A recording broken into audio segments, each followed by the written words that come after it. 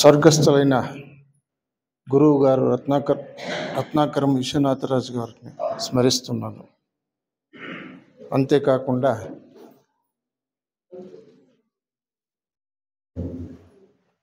వారికి హృత్పూర్వక నమస్కారాలు సమర్పిస్తూ ఈనాటి కార్యక్రమానికి అధ్యక్షత వహించిన రాజా శివశంకర్ గారికి మరియు ఈ వేదిక పైన ఉపస్థితులైన అవధూత చెన్నారెడ్డి గారి స్వామి వారికి, అంతేకాకుండా ఇక్కడ సమావేశమైన అందరూ సహోదర సహోదరులకి నమస్కరిస్తున్నాను. రత్నాకరం విశ్వనాథరాజు గారు ప్రాతస్మరణీయులు. ఈనాడు భౌతికంగా మన ముందు వారు లేకపోయినా మన అంతరంగంలో నిరంతరంగా నిలిచిపోయినారు. గురుదేవుడు రవీంద్రనాథ్ ఠాగూర్ చెప్పినట్టుగా ఒక దీపం వెలగాలంటే ఆ దీపానికి నూనె, ఒత్తి కావాలి. దీపములోని నూనె ఒక విద్యుత్, మరియు ఆ కాలిపోయే ఒత్తి గురు. ఒత్తి కాలకుండా వెలుగు రాదు. ఆ మాదిరిగా మహానుభావుడు ఆర్వీఆర్ గారు సాధన చేసిన వారు. సాధన, శోధన, బోధన అంటారు. ఆర్వీఆర్ గారు దాన్ని క్రమంగా చేసిన వారు. రత్నాకరం అంటేనే ఒక రత్నము. అది ఒక భగీరథ ప్రయత్నము. ఈ విశ్వవేది వారి భగీరథ ప్రయత్నంతోనే తయారైంది. స్వామి వివేకానంద ఒక మాట చెప్తున్నారు, ఎవరు ఇతరుల కోసము బ్రతుకుతారో వారు నిజంగా బ్రతికి ఉంటారు, కానీ ఎవరు తన కోసం బ్రతుకుతారో వారు నిజంగా బ్రతకలేదు. ఆర్వీఆర్ గారు ఎప్పుడూ చెప్పేవారు ఏమిటంటే, a theosophist does not live for himself అని. వారికి వజ్ర వైడూర్యాలు అవసరం లేదు. ఈ విశ్వవేదియే వారికి వజ్ర వైడూర్యాలు.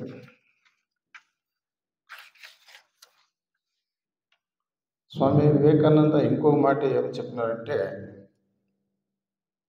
మనము ఈ భూమి మీద ఈ ప్రపంచంలో బతికినందుకు ఏదైనా ఒక గుర్తు విడిచిపెట్టి పోవాలా అని శ్రీరామరెడ్డి మాస్టరు భైరవేశ్వర స్కూల్లో ఆ స్కూల్ని ఒక గుర్తుగా విడిచిపెట్టి వెళ్ళిపోయినారు. అదే మాదిరిగా ఆర్వీఆర్ గారు ఈ విశ్వవేదిని గుర్తుగా విడిచి వెళ్ళిపోయినారు. ఆర్వీఆర్ గారికి వారి సంకల్పం వల్లనే ఈ జ్ఞానము మందిరము తయారైంది. చెప్పేవాళ్ళు జ్ఞానవంతుడు అయింటే చేసేవాళ్ళు 100 మంది ఉంటారు. ఒక్కనాడు కూడా ఈ ఉపన్యాస మందిరంలో వాళ్ళు ఉపన్యాసం ఇచ్చే అవకాశం లేకపోయింది. ఇది తన కోసం కాదు, మన అందరి కోసం అని ఆర్వీఆర్కి సంకల్పము మరియు మహత్వ ఆకాంక్ష. ఈ జీవన తరంగాలలో ఆ దేవుని చదురంగంలో ఎవరికి ఎవరు సొంతము కాదు, కానీ ఎంతవరకు బంధము అని సినిమా పాట ఉంటుంది కదా, ఆ ప్రకారమే ఈ బంధము. ఇది బంధము లేని అనుబంధము. జయలలిత అమ్మ నటిగా తమిళనాడు ముఖ్యమంత్రిగా ఉండిన వారు ఇప్పుడు లేదు. 27 కేజీలు బంగారు, దాంట్లో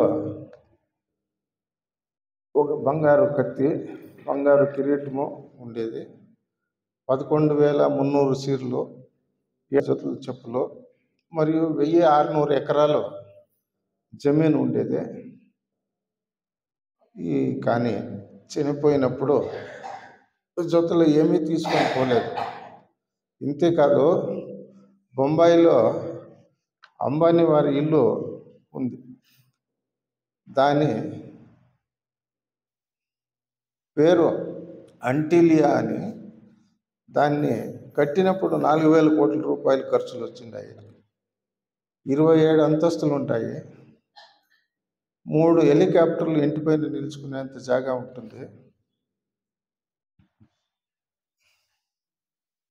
9 లిఫ్ట్లు ఉంటాయి. కానీ ఆ ఇంట్లో సంసారం ఉండేది 6 మంది మాత్రమే. కానీ పని చేసేవాళ్ళు 600 మంది ఉంటారు. 160 కార్లు పార్కింగ్ చేసేంత జాగా ఉంటుంది. కరెంటు బిల్లు 71 లక్షలు నెలకే. వారి మొబైల్ ఫోను 480 కోట్ల రూపాయలు ఒక ఫోను. ఒక కాఫీ కప్పు 1,5 లక్ష రూపాయలు. అన్నిటినీ ఈ భూమి మీదనే విడిచి వెళ్ళిపోవాలి. జగదేక వీరుడైన చక్రవర్తి అలెగ్జాండర్ చెప్పినట్టుగా చనిపోయేటప్పుడు ఆయన సమాధి మీద చేతులు బయట పెట్టి ఆయన సమాధిని చేయమంటారు అంత్య సంస్కారంలో. ఎందుకంటే చనిపోయేటప్పుడు ఖాళీ చేతులతో వెళుతామే కానీ ఏమీ తీసుకుపోలేదు. సిద్ధయ్య పురాణిక్ అనే ఒక ఐఏఎస్ ఆఫీసర్ ఉండి, ఆయన ఒక కవి కూడా అయింట్రి. ఆయన ఒక మాట ఏమి చెప్పినారంటే, ఏనాದರೂ ఆగు మొదలు మానవనాగు అని. Doctor, engineer, professor, lecturer, teacher, ఇంకా ఏదైనా కాకొని ఏ ఉద్యోగం చేసినా కూడాను మానవత్వము ముఖ్యము. ఒక మహానుభావుడు తన బిడ్డ భార్యలతో కలిసి మహాకుంభమేళానికి వెళ్తాడు. గంగానదిలో స్నానం చేసి ముక్తి పొంది స్వర్గానికి పోవాలనే ఆకాంక్ష. అది తప్పు కాదు. కానీ ఆయన చేసింది పొరపాటు ఏమంటే, ఇంట్లో తన తల్లిని విడిచి ఇంటికి బీగం వేసి పోయినాడు. ఆ తల్లి అన్నాహారాలు లేకుండా ఆకలితో ప్రతపిస్తుంటుంది. జోరుగా తలుపులు తట్టుతుంది. ఆ శబ్దం విని పక్కింటి వాళ్ళు మరియు ఆ దారిలో పోయేవాళ్ళు ఆ ఇంటి బీగాన్ని పగలగొట్టి ఆ తల్లి దారుణమైన స్థితిని చూసి ఆమెకు నీళ్లు, ఆహారం ఇచ్చినారు. ఇది జరిగిన మాట. ఇప్పుడు ఈ మహాకుంభమేళం నడుస్తూ ఉంది కదా, ఇప్పుడే మాతాపిత గురుదేవు నమస్తే గురుదేవో భవ అంటాం కదా. ఇది ఆ మహానుభావుడు తల్లికి ఇచ్చిన ఒక స్థానము. ఈ కరుణే కల్లాగా తిరలి, ఆ కరుణ లేకుండా ఆయన పనిచేసినాడు. మనం మానవ సేవయే మాధవ సేవ. మానవత్వం లేనివాడు పశువుకి సమానము అని. ఆ మనుషులకి మనం సేవ చేయకుండా గంగా నదిలో మునిగితే మన పాపాలంతా కడిచిపోయి స్వర్గానికి పోయే సాధ్యం లేదు. ఆర్వీఆర్ గారు ఉపన్యాసం ఇచ్చినప్పుడల్లా చెప్పేవారు ఏమిటంటే, let the noble thoughts come to us from every side అని. అంటే దశ దిశల నుండి సద్భావనలు కలుగుగాక. దారా బేంద్రే ఏం చెప్పినారంటే, మన భావనలో శుద్ధత లేని బ్రతుకు మాటలతో రాదు. యద్భావం తద్భవతి అంటారు. యూనివర్సల్ బ్రదర్, సార్వత్రిక సహోదర భావము, అది లేకపోయినప్పుడే స్వార్థము ప్రపంచమంతా నిండి ఉంటుంది. లియో టాల్స్టాయ్ అనే ఒక మహనీయుడు రష్యా దేశంలో 150 సంవత్సరాల ముందు ఉండినవారు. ఆయన ఒక పుస్తకం రాసినారు. దాని పేరు వార్ అండ్ ది పీస్, అంటే యుద్ధము మరియు శాంతి. మనము ఎల్లప్పుడూ శాంతి శాంతి శాంతి అని జపిస్తాం. కానీ టాల్స్టాయ్ వాడు దాన్నే పాటించినారు.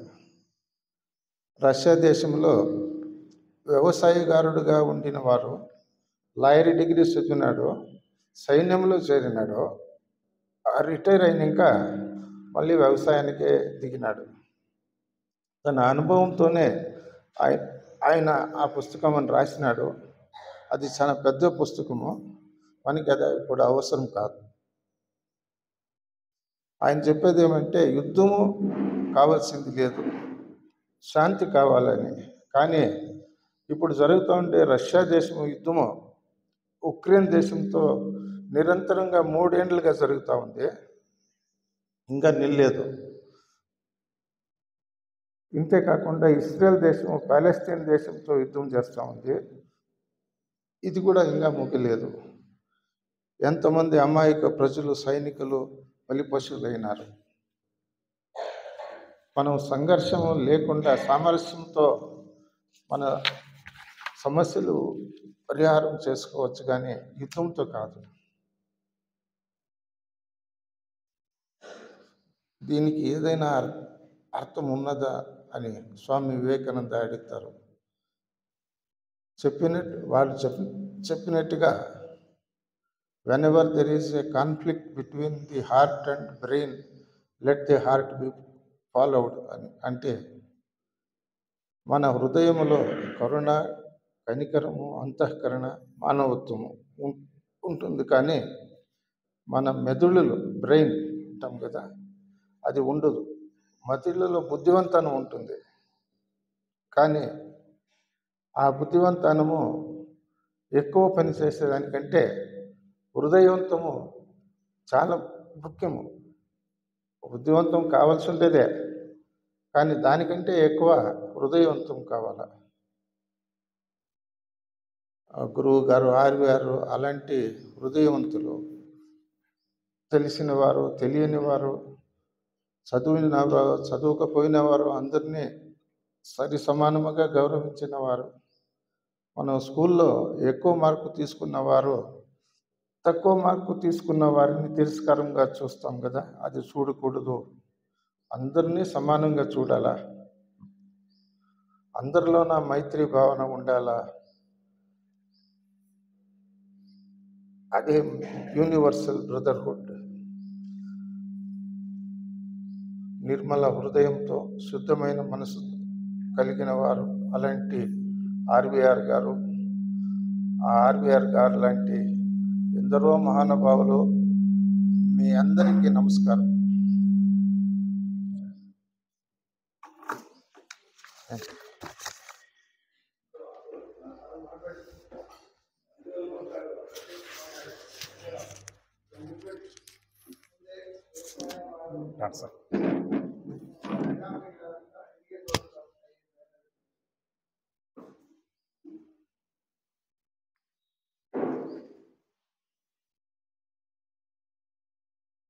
గురు బ్రహ్మ గురు విష్ణు గురుదేవో మహేశ్వర గురు సాక్షాత్ పరబ్రహ్మ తస్మై శ్రీ ಗುರುವೇ ನಮಃ. ಸನತ್ ಕುಮಾರ್ ಮಹಾಪ್ರಭುಗಳಿಗೆ, ಬುದ್ಧ ಭಗವಾನರಿಗೆ, ಎಲ್ಲ ಜೀವನ್ಮುಕ್ತ ಗುರುಗಳಿಗೆ, ಸನ್ಮಾರ್ಗ ತೋರಿಸಿದಂತಹ ರತ್ನಾಕರಂ ವಿಶ್ವನಾಥರಾಜು ಗುರುಗಳಿಗೆ ಶಿರಷ್ಟಾಂಗ ನಮಸ್ಕಾರ. ಶ್ರೀ ಶ್ರೀ ಶ್ರೀ ಅವಧೂತ ಶ್ರೀ ಚೆನ್ನಾರೆಡ್ಡಿ ಸ್ವಾಮಿಯವರಿಗೆ ಸಾಷ್ಟಾಂಗ ನಮಸ್ಕಾರ. ಪೂಜ್ಯ ಗುರುಗಳಾದ ರತ್ನಾಕರಂ ವಿಶ್ವನಾಥರಾಜುರವರ ಸ್ಮರಣೆ ಮಾಡಲು ನಿಂತಿರುತ್ತೇನೆ. ಭಗವದ್ಗೀತೆ, ರಾಮಾಯಣ, ಮಹಾಭಾರತ, ಉಪನಿಷತ್ತುಗಳನ್ನು ನಾವು ಎಷ್ಟು ಸಲ ಕೇಳಿದರೂ ಅವು ನಿತ್ಯ ನೂತನವಾಗಿರುತ್ತವೆ. ಹಾಗೆಯೇ ನಮ್ಮ ಗುರುಗಳ ಸ್ಮರಣೆ ನಮಗೆ ನಿತ್ಯ ನೂತನವಾಗಿರುತ್ತದೆ.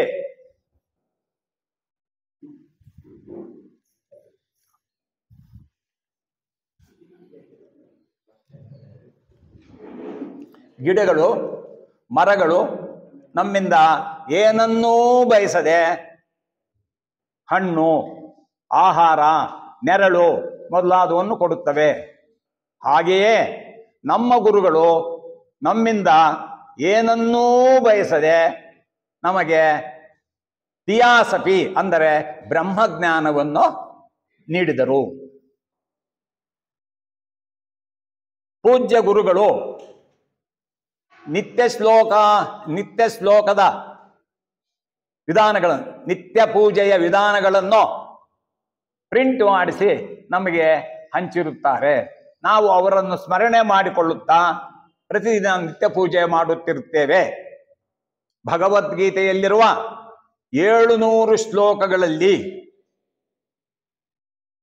10 ಕ್ರೋಢೀಕರಿಸಿ ಅಂದರೆ ಕನ್ಸಾಲ್ಟೇಟ್ ಮಾಡಿ ಸಾಧನ ಗೀತಾ ಎಂದು ನಾಮಕರಣ ಮಾಡಿ ನಮಗೆ ವಿತರಿಸಿರುತ್ತಾರೆ. ಅವರನ್ನು ಸ್ಮರಿಸಿಕೊಳ್ಳುತ್ತಾ ನಾವು ಗೀತಾ ಪಠಣ ಮಾಡುತ್ತಿರುತ್ತೇವೆ.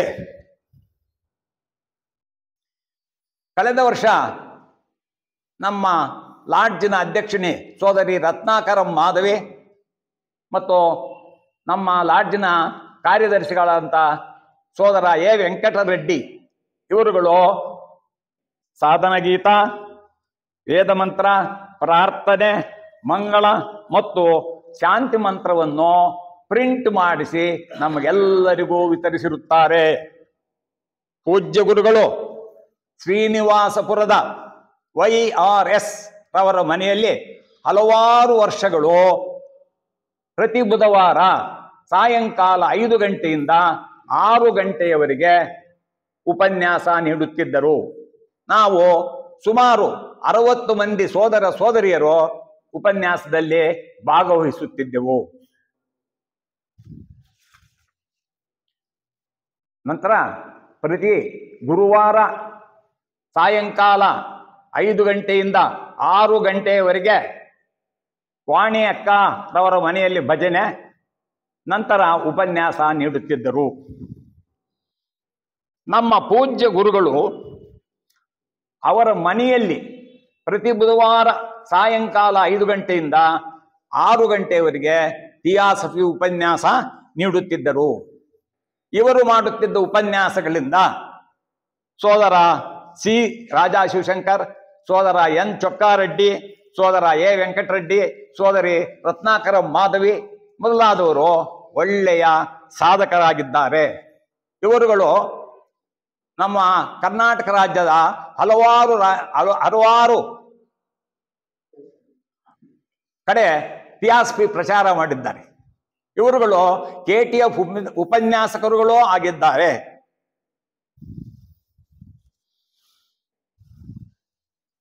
ಪೂಜ್ಯ ಗುರುಗಳು ಶ್ರೀನಿವಾಸಪುರದಲ್ಲಿ ಬಸ್ಸನ್ನು ಹತ್ತಿ ಹೊದಲಿ ಹತ್ತಿರ ಇಳಿದು ಆ ಕೆರೆಯಲ್ಲಿ ಕಷ್ಟಪಟ್ಟು ನಡೆದುಕೊಂಡು ಹೋಗಿ ದೇವಲಪಲ್ಲಿ ಕೃಷ್ಣ ಭಗವಾನ್ ಲಾಡ್ಜ್ನಲ್ಲಿ ಹಲವಾರು ವರ್ಷಗಳು ಉಪನ್ಯಾಸ ಮಾಡಿರುತ್ತಾರೆ.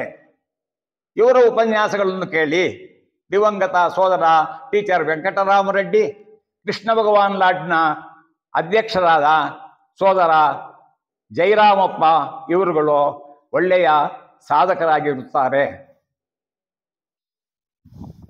ಮರಸನಪಲ್ಲಿ ಸ್ವಾರ್ಥ ತ್ಯಾಗ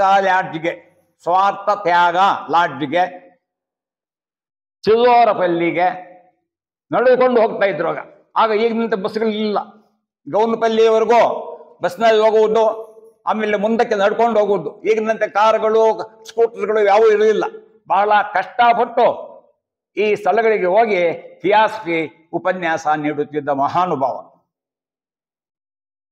ಪ್ರತಿ ತಿಂಗಳು 2ನೇ ಭಾನುವಾರ ದಿವಂಗತ ಸೋದರ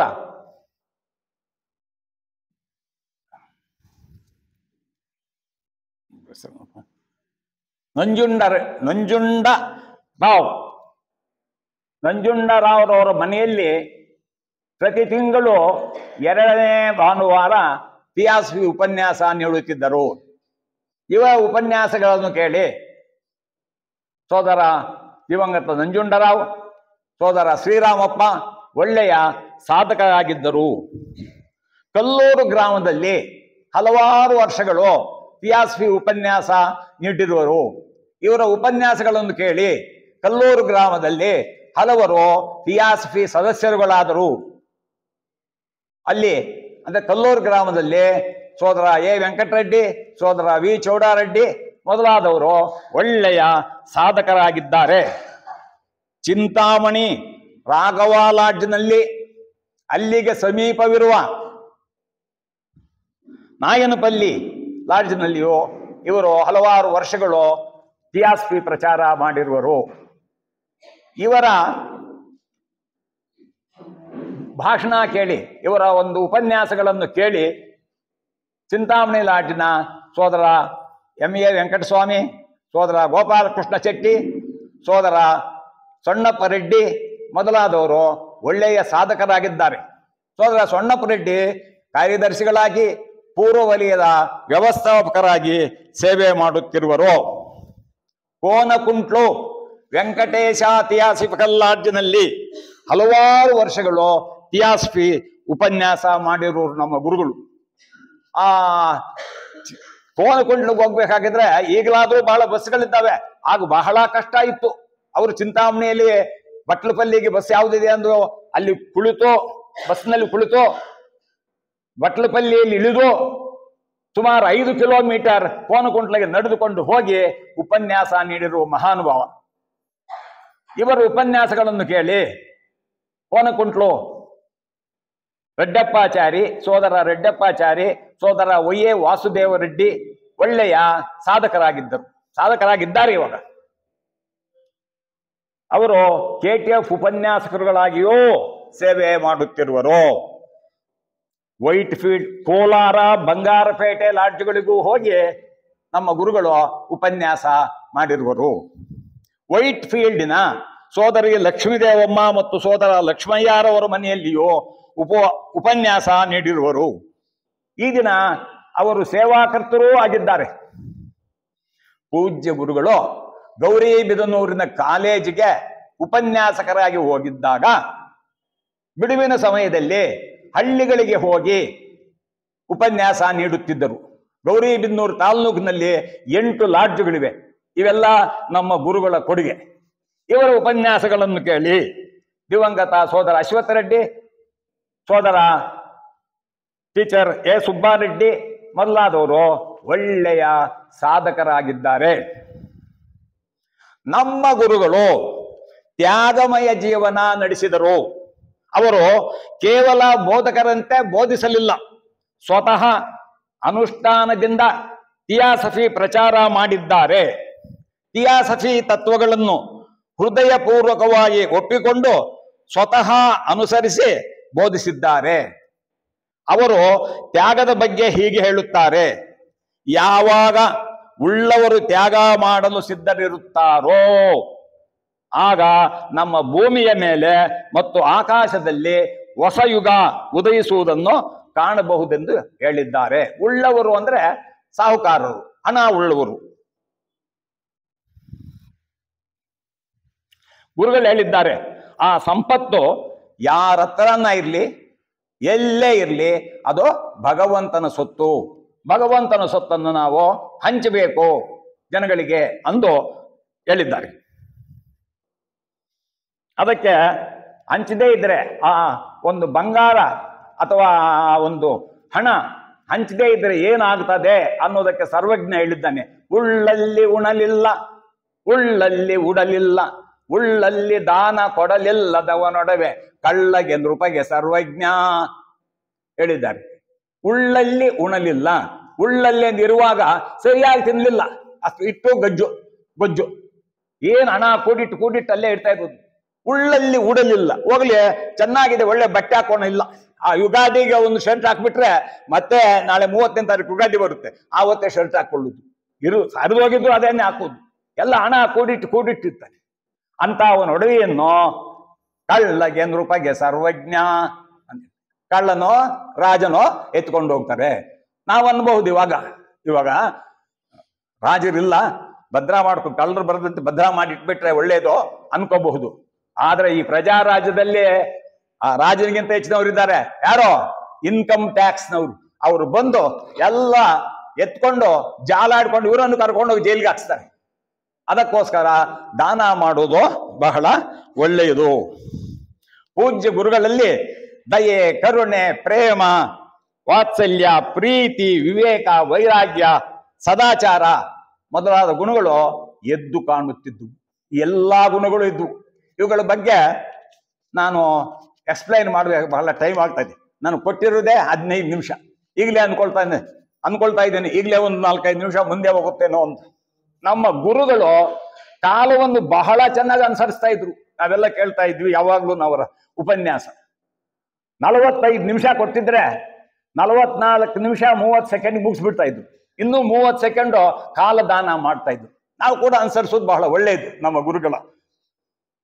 ಪೂಜ್ಯ ಗುರುಗಳು ಉಪನ್ಯಾಸಗಳಲ್ಲಿ ಹೇಳಿರುವ ಗೋಲ್ಡನ್ ಸೆಂಟೆನ್ಸಸ್, ಬಂಗಾರದಂತಹ ವಾಕ್ಯಗಳನ್ನು ಸ್ಮರಣೆ ಮಾಡಿಕೊಳ್ಳುತ್ತೇನೆ. ಅಹಂಕಾರ ಎಲ್ಲ ಸದ್ಗುಣಗಳನ್ನು ಕೊಲ್ಲುತ್ತದೆ.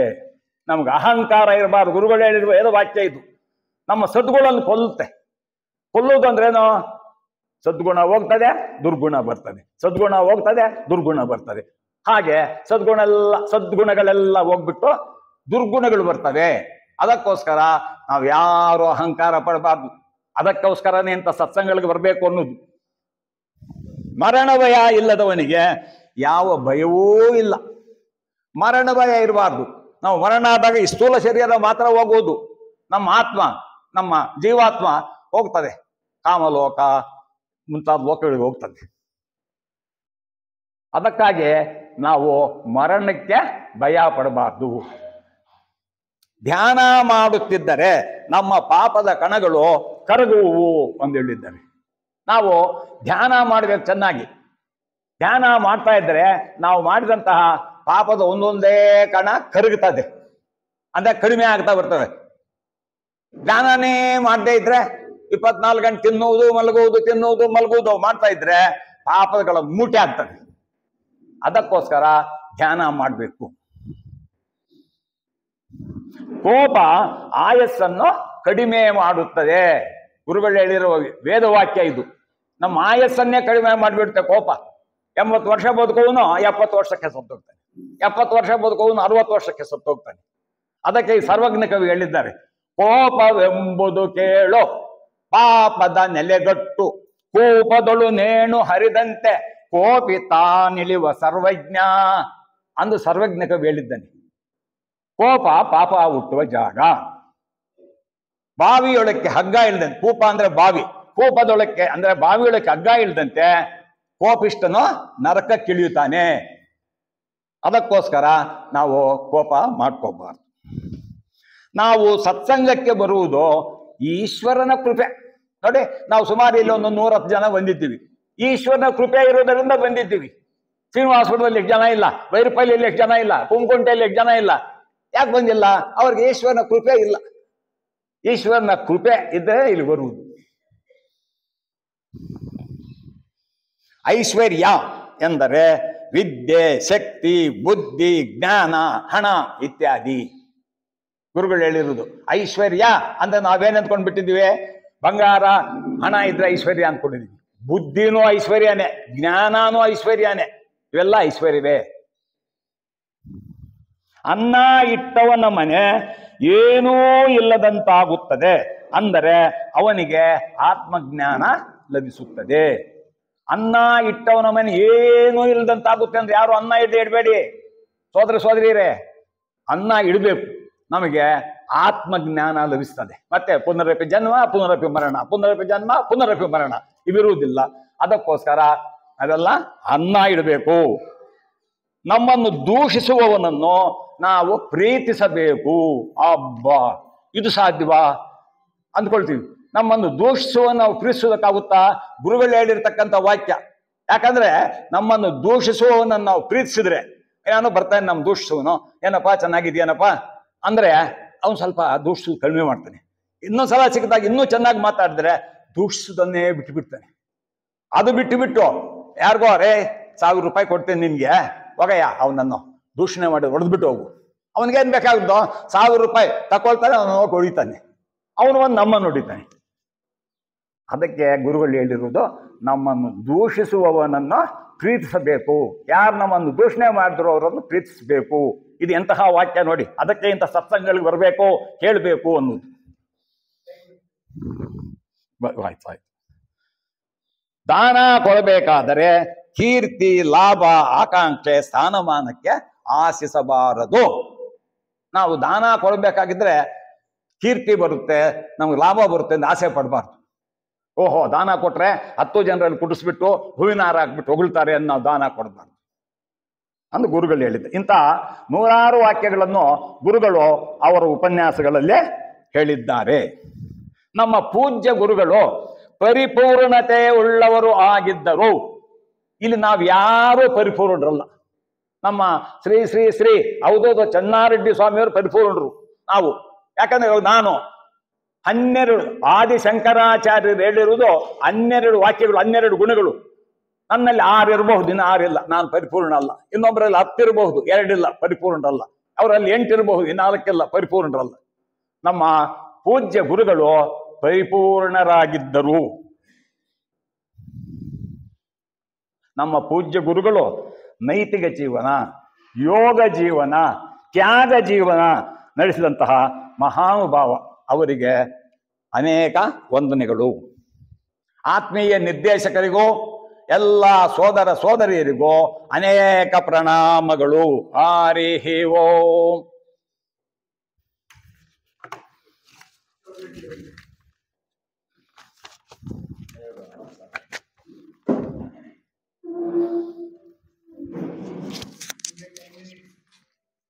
ಇಲ್ಲ 15 ಹೇಳಿದಿರಲ್ಲ.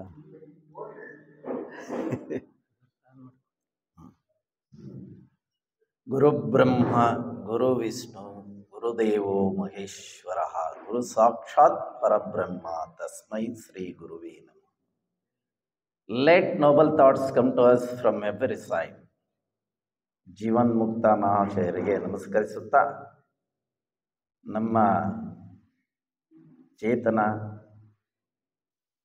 ನಮ್ಮಲ್ಲಿರ್ತಕ್ಕಂಥ ಆತ್ಮಚೇತನವಾಗಿರ್ತಕ್ಕಂಥ ಇವತ್ತಿನ ಸ್ಮರಣೆಯ ಕೇಂದ್ರ ಬಿಂದುವಾಗಿರ್ತಕ್ಕಂತಹ ನಮ್ಮ ಗುರುಗಳಾಗಿರ್ತಕ್ಕಂತಹ ಶ್ರೀಯುತ ರತ್ನಾಕರಂ ವಿಶ್ವನಾಥರಾಜು ಗುರುಗಳ ಪಾದ ಚರಣಗಳಲ್ಲಿ ನಮಸ್ಕರಿಸುತ್ತಾ, ಶ್ರೀ ಶ್ರೀ ಅವಧೂತ ಚೆನ್ನಾರೆಡ್ಡಿ ಸ್ವಾಮಿಗಳಿಗೆ ನಮಸ್ಕರಿಸುತ್ತಾ, ಈ ಹೊತ್ತಿನ ಗೋಷ್ಠಿಯ ನಿರ್ದೇಶಕರಾದಂಥ ನಮ್ಮ CRS ಮಾಸ್ಟರ್ಗೆ ನಮಸ್ಕರಿಸುತ್ತಾ, ವಿವಿಧ ಲಾಡ್ಜ್ಗಳಿಂದ ಬಂದಿರತಕ್ಕಂಥ ಸೋದರ ಸೋದರಿಯರೇ, ಇವತ್ತು ಬಹಳ ಸುದಿನವೂ ಹೌದು, ಬಹಳ ಒಂದು ಥರದ ನೆನಪಿನ ದಿನ ಕೂಡ ಹೌದು. 15 ವರ್ಷಗಳು ಆಗಿದೆ ನಮ್ಮ ಗುರುಗಳ ಈ ಲೋಕವನ್ನು ಬಿಟ್ಟು. ನಮಗೆ ಮೊನ್ನೆ ಆದಂಗೆ ಇದೆ. 10 ಫೆಬ್ರವರಿ 25 ನಮ್ಮ ಸೋದರರು ಹೇಳಿದ್ದಾರೆ ಈಗಾಗಲೇ.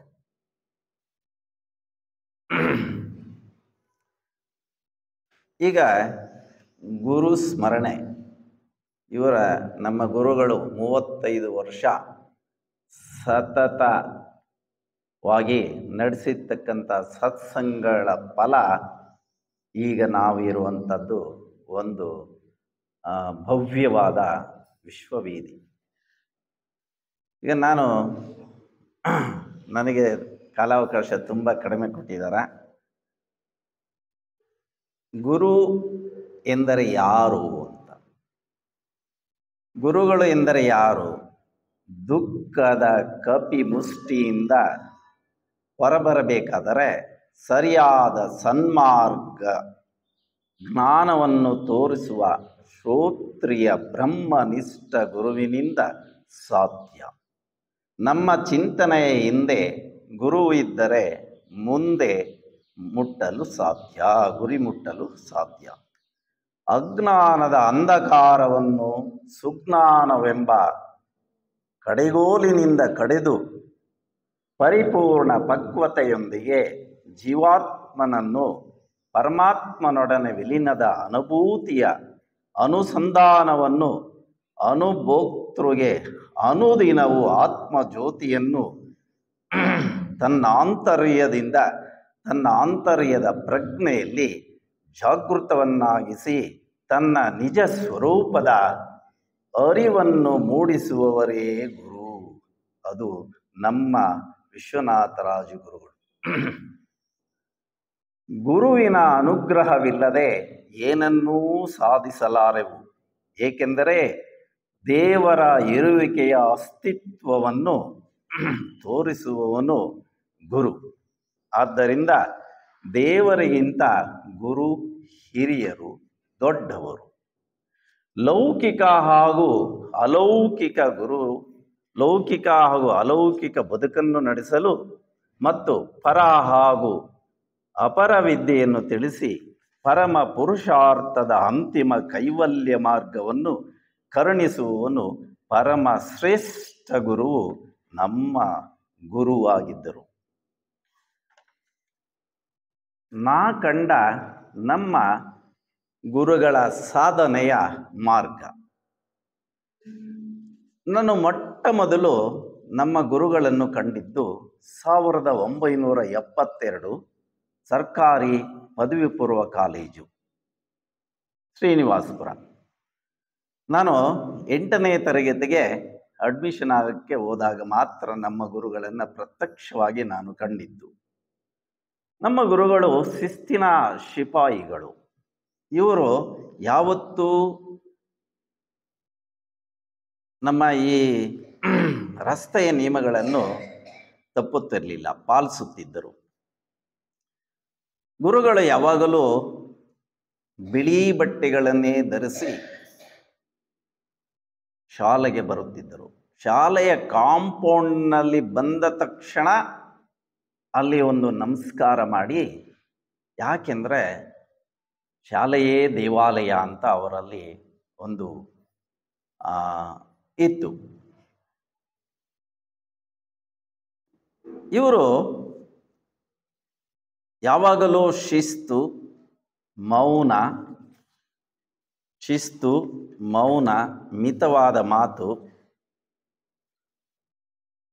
ಸ್ವಚ್ಛತೆಗೆ ಹೆಚ್ಚು ಒತ್ತು ನೀಡುತ್ತಿದ್ದರು. ಗುರುಗಳು ಆಂಗ್ಲ ವಿಭಾಗಗಳಿಗೆ ಗಣಿತ, ಆಂಗ್ಲ ಭಾಷೆ, ವಿಜ್ಞಾನ ವಿಷಯಗಳನ್ನು ಬೋಧಿಸುತ್ತಿದ್ದರು.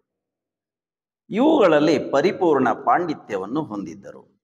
ಗುರುಗಳು ವಿದ್ಯಾರ್ಥಿಗಳಲ್ಲಿ ಹಾಗೂ ಸಹೋದ್ಯೋಗಿಗಳೊಂದಿಗೆ ಉತ್ತಮ ಬಾಂಧವ್ಯವನ್ನು ಹೊಂದಿದ್ದರು. ಯಾವಾಗಲೂ ರಸ್ತೆಯ ನಿಯಮಗಳು ನಾನು ಆಗಲೇ ಹೇಳಿದೆ, ಚಾಚು ತಪ್ಪದೆ ಪಾಲಿಸುತ್ತಿದ್ದರು. ಮನೆಯಿಂದ ಹೊರಟರೆ ಎಡಗಡೆನೇ ಬಂದು ಶಾಲೆಗೆ ಪ್ರವೇಶ ಮಾಡುತ್ತಿದ್ದರು.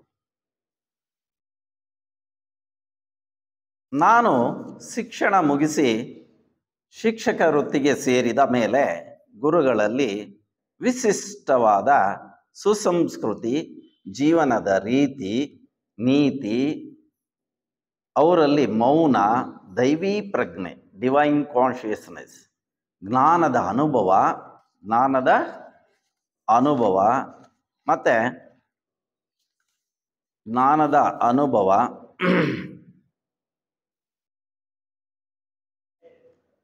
ಅಂತರಂಗದ ಅಧ್ಯಯನ, ಸಮಯ ಪ್ರಜ್ಞೆ, ಸದಾ ಉತ್ಸುಕರಾಗಿ ಸತ್ಸಂಗಗಳನ್ನು ನಡೆಸುತ್ತಿದ್ದರು. ನಮ್ಮ ಹಿರಿಯ ಸಹೋದರಿ ಹೇಳಿದ ಹಾಗೆ ಅನೇಕ ಮನೆಗಳಲ್ಲಿ, ಲಾಡ್ಜ್ಗಳಲ್ಲಿ ಸತ್ಸಂಗಗಳನ್ನು ನಡೆಸುತ್ತಿದ್ದರು. ನಾವು ಬುಧವಾರ ಸಾಯಂಕಾಲ ನಾವು ಅಟೆಂಡ್ ಆಗ್ತಿದ್ವಿ. ಮನೆಯಲ್ಲೂ ನಡೆಸ್ತಿದ್ದರು ಸಾರು. ಇವರು ಸತ್ಸಂಗಗಳು ನಡೆಸಿದ್ದರು. ಇದು ಗುರುಗಳ ಏಕೈಕ ಗುರಿಯಾಗಿತ್ತು. ಅಂದರೆ ಏಕೈಕ ಗುರಿ ಆಗ್ತಂದ್ರೆ ಎಲ್ಲರಿಗೂ ಜ್ಞಾನವನ್ನು ಕೊಡುವಂತಹ ದೃಷ್ಟಿ ಅವರಲ್ಲಿ ಇತ್ತು, ಸದಾ ಇತ್ತು. ವಿಶ್ವ ಹಿಂದೂ ಪರಿಷತ್ತಿನಿಂದ ಏರ್ಪಡಿಸತಕ್ಕಂಥ ಗೀತಾ ಜಯಂತಿಯಲ್ಲಿ ಭಗವದ್ಗೀತೆಯ ಸರಣಿ ಉಪನ್ಯಾಸಗಳನ್ನು ನೀಡಿದ್ದರು.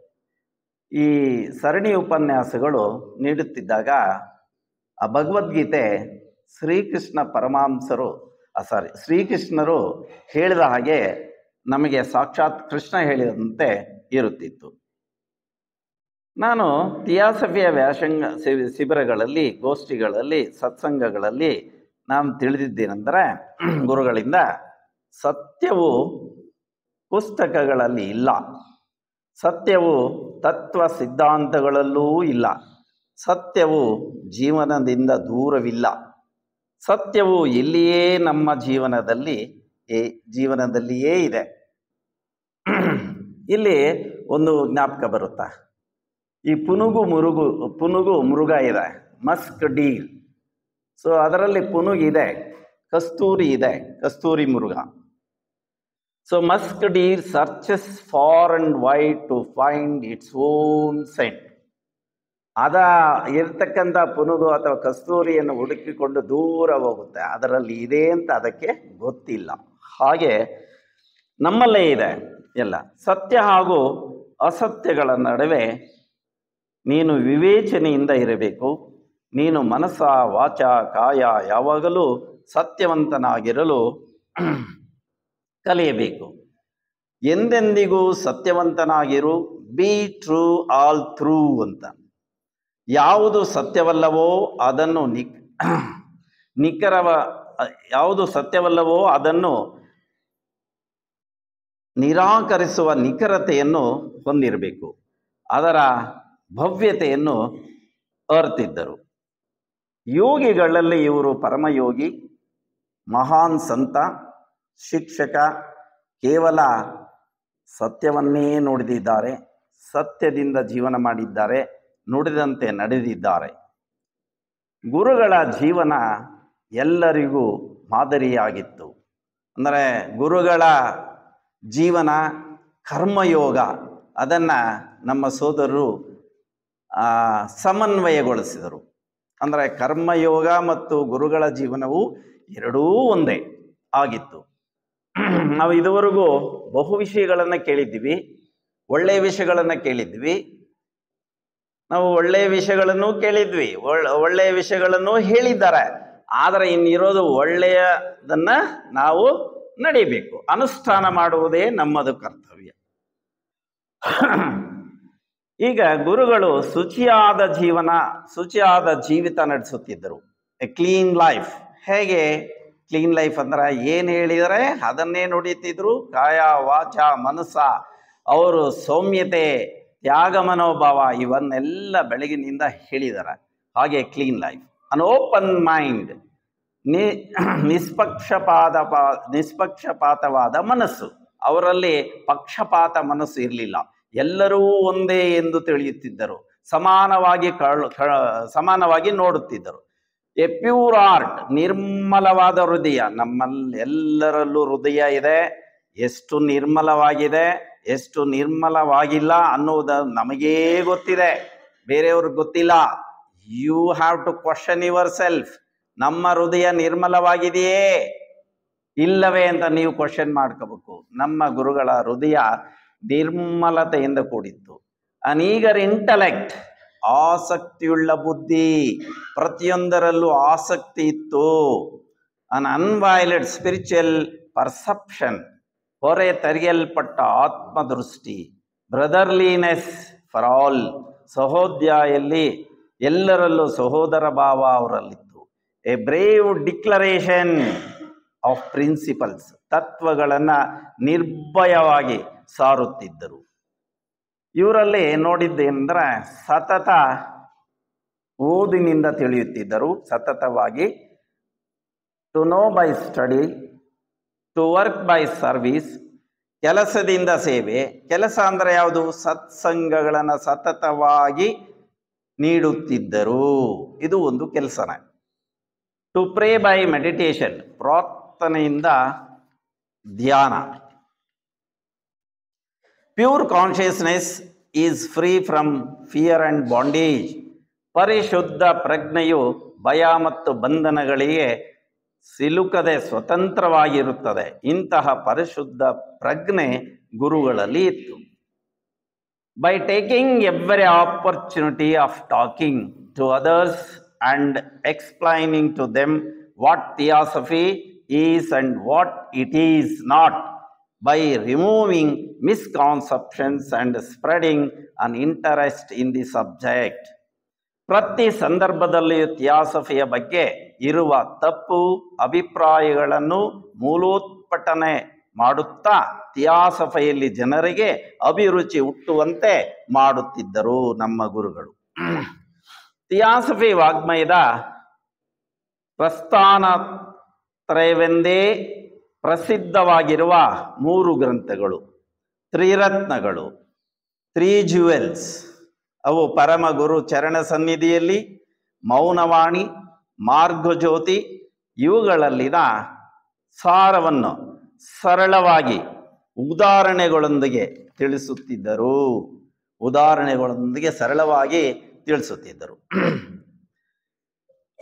ಹೂ ಈಸ್ ಎ ಸ್ಪಿರಿಚುವಲ್ ಟೀಚರ್? ಆಧ್ಯಾತ್ಮಿಕ ಗುರುಗಳು ಯಾರು? ವಿದ್ಯಾರ್ಥಿಯನ್ನ ತನ್ನ ಒಳಮುಖವಾಗಿ ತಿರುಗಿಸುವನೇ ಆಧ್ಯಾತ್ಮಿಕ ಗುರು. ನಮ್ಮ ಗುರುಗಳು ಆಧ್ಯಾತ್ಮಿಕ ಗುರುಗಳು ಈ ರೀತಿಯಲ್ಲಿದ್ದರು. ಇನ್ನು ಸರ್ವಜ್ಞನು 2-3 ವಚನ ಹೇಳ್ತೀನಿ ಅಷ್ಟೆ. 3 ಕಣ್ಣೇಶ್ವರ ತೋರಿ ಕೊಡಬಲ್ಲ ಗುರು, ಬೇರಿರುವುದೊಂದು ತೆರವಿಲ್ಲ ಗುರುಕರ್ಣ, ತೋರುವುದು ಹರನ ಸರ್ವಜ್ಞ. ಗುರುವು 3 ಕಣ್ಣುಗಳುಳ್ಳವನಾದ ಪರಮೇಶ್ವರನನ್ನು ತೋರಿಸಿಕೊಡಬಲ್ಲ. ಮೂಲವನ್ನರಿಯುವುದೊಂದೇ ರೀತಿಯಲ್ಲ, ಗುರುವಿನ ಅಂತಃಕರಣವು ಆ ಪರಶಿವನನ್ನು ಸಾಕ್ಷಾತ್ಕಾರ ಮಾಡಿ ತೋರಿಸುವುದು. ಜ್ಯೋತಿಯಿಂದಿರಲಿ ನೇತ್ರ ರಾತ್ರಿಯೊಳು ಕಾಂಬಂತೆ, ಸೂತ್ರದಿಂದ ದಾನರಿವಂತೆ, ಶಿವನ ಗುರು ನಾಥನ ನಿಂದಿರುಗು ಸರ್ವಜ್ಞ. ರಾತ್ರಿಯಲ್ಲಿ ಪ್ರಕಾಶದಿಂದ ಕಣ್ಣು ಕಾಣುವಂತೆ, ಸೂತ್ರದಿಂದ ಸೂತ್ರಧಾರನನ್ನು ಕಂಡುಹಿಡಿಯುವಂತೆ ಸದ್ಗುರುನಾಥನಿಂದ ಶಿವನನ್ನು ಅರಿತುಕೊಳ್ಳಲು ಸಾಧ್ಯ. ಬಂಧುಗಳು ಆದವರು ಬಂದುಂಡು ಹೋಗುವರು, ಬಂಧುಗಳಾದವರು ಬಂದುಂಡು ಹೋಗುವರು, ಬಂಧನವ ಕಳೆಯಲರಿಯರು ಗುರುವಿನಿಂದ. ಬಂಧುಗಳು ಉಂಟೆ ಸರ್ವಜ್ಞ. ಅಣ್ಣ ತಮ್ಮಂದಿರು ಬಂಧುಗಳು ಬಂದು ಊಟ ಮಾಡಿ ಹೋಗುವರು, ಅಂದರೆ ಸಂಸಾರ ಬಂಧನವನ್ನು ಕಳೆಯಲು ತಿಳಿಯಲಾರರು. ಗುರುವಿಗಿಂತ ಹೆಚ್ಚಿನ ಬಂಧುಗಳಿರುವರೇ? ತಂದೆಗೂ ಗುರುವಿಗೂ ಒಂದು ಅಂತರ ಉಂಟು. ತಂದೆ ತೋರುವನು ಸದ್ಗುರು ಗುರುರಾಯ, ಬಂಧನ ಕಳೆದು ಸರ್ವಜ್ಞ. ತಂದೆಗೂ ಗುರುವಿಗೂ ಒಂದು ಅಂತರವಿದೆ. ತಂದೆಯು ಸದ್ಗುರುವನ್ನು ತೋರಿಸುವನು, ಗುರುರಾಯನು ಸಂಸಾರದ ಬಂಧವನ್ನು ಹೋಗಲಾಡಿಸುವನು. ಗುರುವಿಗೆ ದೈವಕ್ಕೆ ಹಿರಿದು ಅಂತರ ಉಂಟು. ಗುರು ತೋರ್ವ ದೈವದಡಿಯನು, ದೈವಾತ ಗುರುವ ತೋರುವುದೇ ಸರ್ವಜ್ಞ. ಗುರುವಿಗೂ ದೈವಕ್ಕೆ ಬಹಳ ಅಂತರವಿದೆ. ಗುರುವು ದೈವದ ಮೂಲ ಸ್ಥಾನವನ್ನು ತೋರಿಸುವನು, ಅಂದರೆ ದೈವ ತಾನು ಗುರುವನ್ನು ತೋರಿಸುವುದೇ. ಈ ರೀತಿ ನಮ್ಮ ಗುರುಗಳು ಆಧ್ಯಾತ್ಮಿಕ ಕೃಷಿ ಮಾಡುತ್ತಿದ್ದರು. ಅಂದರೆ ಎಲ್ಲರಿಗೂ ಆಧ್ಯಾತ್ಮಿಕವನ್ನು ಪ್ರಸರಿಸುತ್ತಾ ಪ್ರತಿದಿನ ಆಧ್ಯಾತ್ಮಿಕ ಕೃಷಿಯಲ್ಲಿ ತೊಡಗುತ್ತಿದ್ದರು. ಆದರ್ಶ ಪುರುಷರು, ಗೀತೆಯಂತೆ ಜೀವನ, ಮೇರು ಪುರುಷರು ಸಮನ್ವಯ ಮಾಡಿಕೊಂಡು ಜೀವನವನ್ನು ನಡೆಸುತ್ತಿದ್ದರು. ಜ್ಞಾನ ಮಾರ್ಗ ಇವು ಎಲ್ಲ ನಮ್ಮ ಗುರುಗಳಲ್ಲಿ ಇತ್ತು.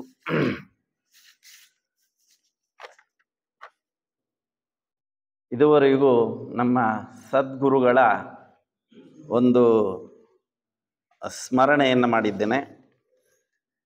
ಇವುಗಳಲ್ಲಿ ಏನಾದರೂ ದೋಷವಿದ್ದರೆ ಕ್ಷಮೆಯಾಚಿಸುತ್ತಾ, ಈ ಅವಕಾಶವನ್ನು ಕೊಟ್ಟ ಗೋಷ್ಠಿಯ ನಿರ್ದೇಶಕರಿಗೂ ಅವು ಎಲ್ಲ ಸೋದರರಿಗೆ ನಮಸ್ಕರಿಸುತ್ತಾ ಈ ನನ್ನ ಮಾತುಗಳಿಗೆ ವಿರಾಮವನ್ನು ಹೇಳುತ್ತಿದ್ದೆ.